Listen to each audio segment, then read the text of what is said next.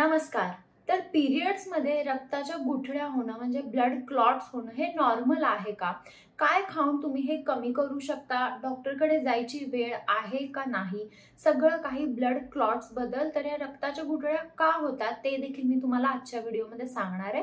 चला तर मग हा आजचा ब्लड क्लॉट्स म्हणजे रक्ताच्या गुठळ्यांबद्दलचा व्हिडिओ आपण लगेचच चालू करूया। पहिला बघूया पिरियड्स मध्ये या रक्ताच्या गुठळ्या का होतात। एक तर थायरॉइड प्रॉब्लेम असेल, तर फायब्रॉइड असेल, तर तुम्ही जर बर्थ कंट्रोल पिल्स घेत असाल, तुम्ही जर कोणतेही मेडिसिन तुम्हाला चालू असेल, तर हार्मोनल इम्बॅलन्समुळे पण होऊ शकतं।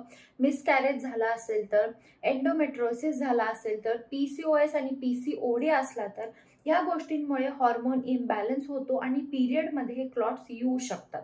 थोड्या जर तुम्हाला ब्लड क्लॉट्स म्हणजे रक्ताच्या गुठळ्या होत असतील, तर ते नॉर्मल आहे, ते सगळ्यांनाच होतं। पण 5 दिवसापेक्षा जर तुम्हाला जादा ब्लडिंग होतंय, खूप मोठ्या मोठ्या गाठी पडतात, तर तुम्ही डॉक्टरकडे जा। ह्याच्या आधी तुम्ही कोणते घरगुती उपाय केले पाहिजे ते पण बघूया। म्हणजे जर तुम्हाला थोड्या थोड्या गाठी येत असतील, तर कोणत्या घरगुती उपाय केल्याने ते कमी होतील ते बघूया।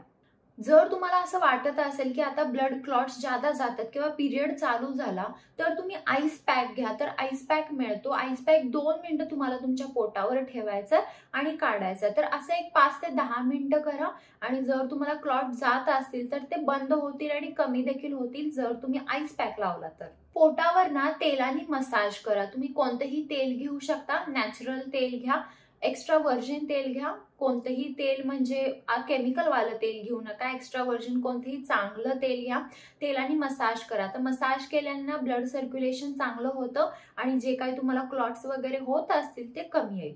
जेव्हा पण पिरियड चालू होतो त्या दिवसापासून रोज तुम्हाला आलं पाण्यात उकळून ते पाणी प्यायचं आहे।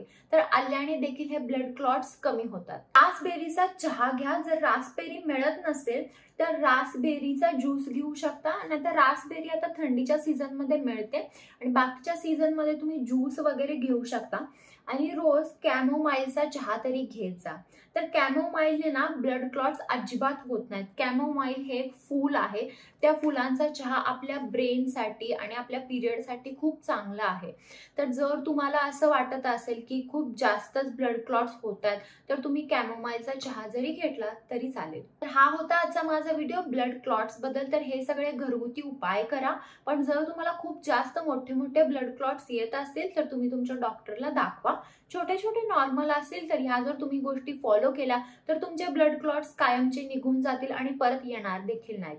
जर तुम्हाला काही शंका असतील, तुम्हाला कमेंट बॉक्समध्ये विचारा। आणि हा व्हिडिओ जर आवडला असेल, व्हिडिओला लाईक करा, शेअर करा आणि चॅनल सबस्क्राईब करायला विसरू नका। चला तर मग आपण लवकरच भेटूया एका नवीन व्हिडिओमध्ये। तोपर्यंत काळजी घ्या, बाय।